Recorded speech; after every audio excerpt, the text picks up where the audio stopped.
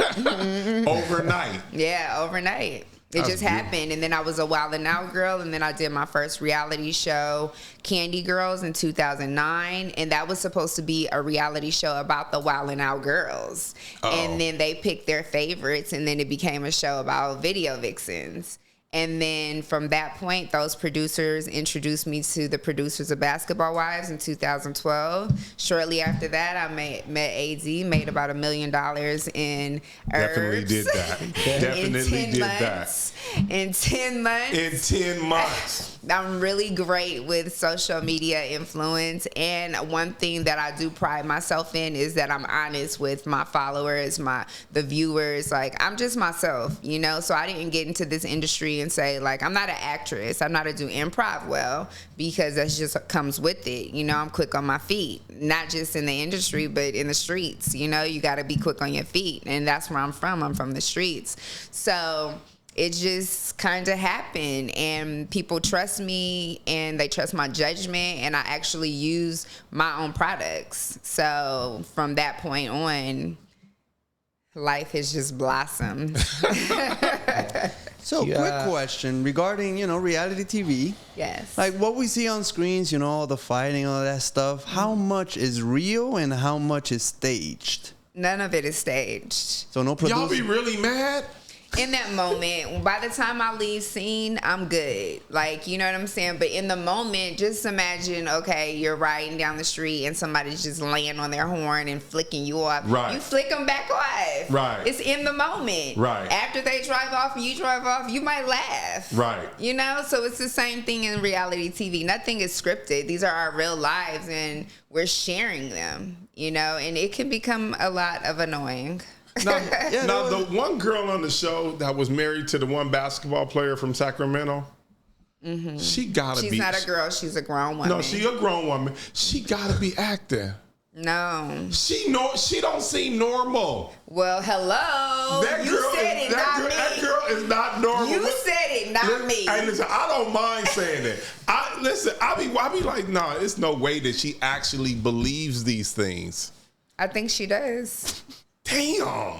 I think she does. I think that, like, I never chased fame. I was always a popular girl from elementary school. I was like, I was that girl, and I'm not, like, being boastful. I'm a very humble person, but I'm just telling the truth. Like, I was popular in my neighborhood. I'm popular in my family. Like, I'm popular, and it's not just because of like my looks, it's also my personality. I come in a room and I just demand attention because I'm gonna speak. I'm not timid. I'm not meek. Like I'm me. So, and I'm not ashamed of anything, right, wrong, or indifferent. I know how to. I'm wrong sometimes, and I'm okay with that. But some people really crave like attention in different ways, and it might be because of something. The older that I've gotten, I've realized that a lot of the attention that some people seek, whether it's healthy or not, stems from things that they've been through in their own personal lives that we know nothing about, or that we might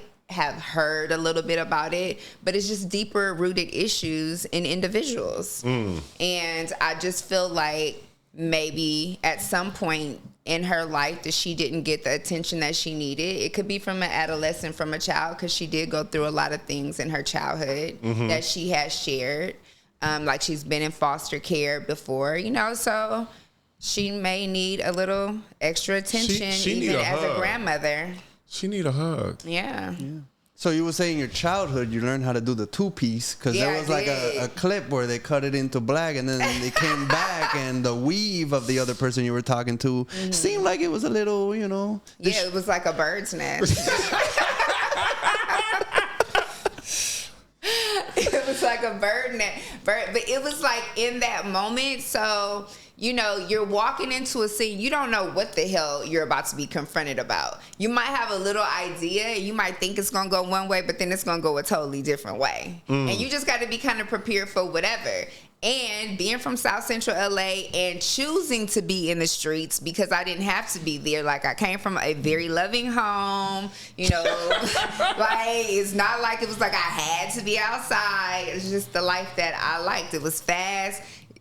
to get money fast. I'm an entrepreneur. I was never like a 9-to-5 type girl, so I'm seeing different ways that I could make a couple bucks. You know, I went to new Jordans, and my mom might not be able to afford them. So, but yeah, so you walk into a situation, you don't know which way it's going to go, so you just always got to be ready.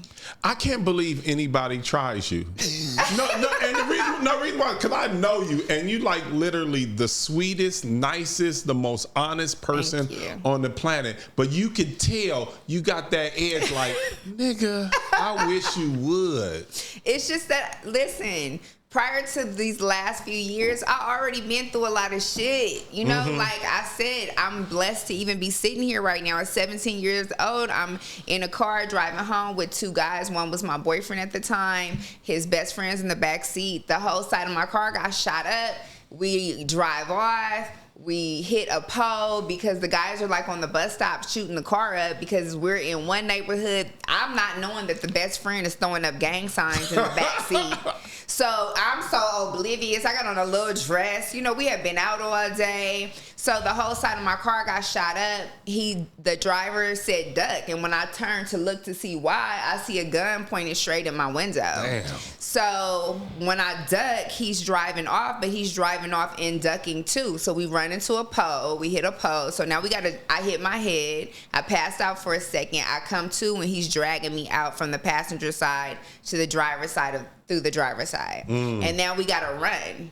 So now I'm like running to my grandmother's house. You know what I'm saying? And we're on foot. We run into another party. And it's a party full of Bloods. They're Crips. And I am not into gang banging, but I was a kid. So I'm just around this stuff. And I live in these neighborhoods, you know, and I know these people. Yeah, I know exactly where you live. You used to live down the street from where I used to live. Exactly. So you know where I'm from. But I know exactly where you're from. But it's a beautiful neighborhood. It's palm trees. It's homes. Like, people come over there. If I bring people from out of town, they're like, this not the hood. I'm like, yeah, it is.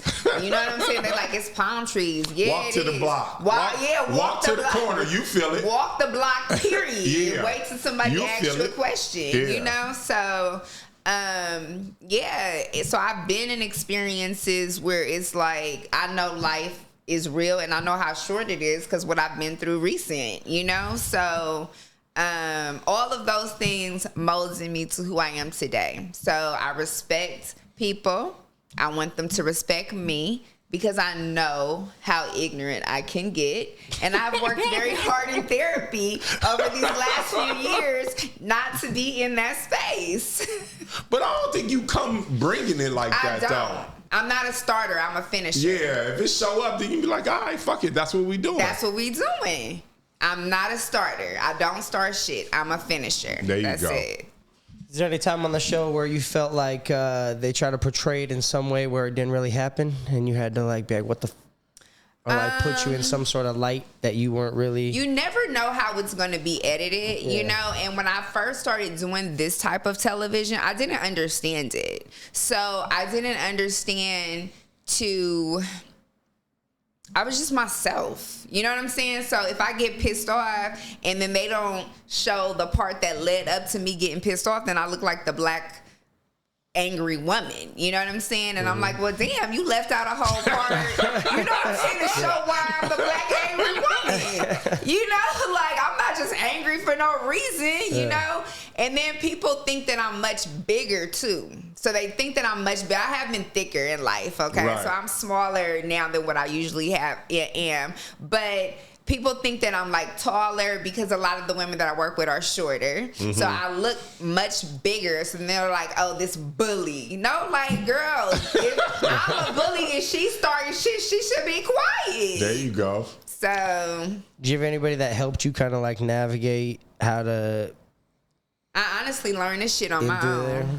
And I did. I learned it on my own because when I started in this business, I started as a video vixen and it was the light-skinned girls versus the dark-skinned girls. And nobody's helpful because everybody's trying to win. That's not my mentality. I'm not a crab in a bucket type of person. If you win, I win. You know what I'm saying? Like, let's all get to this bread. Like, I'm not that person. So I really had all my fuck-ups, all of that on my own, had to sit with it, had to learn from it. But I'm glad, because now I, in return, have helped other women in this business to succeed and to show them the ropes, because I'm not a gatekeeper.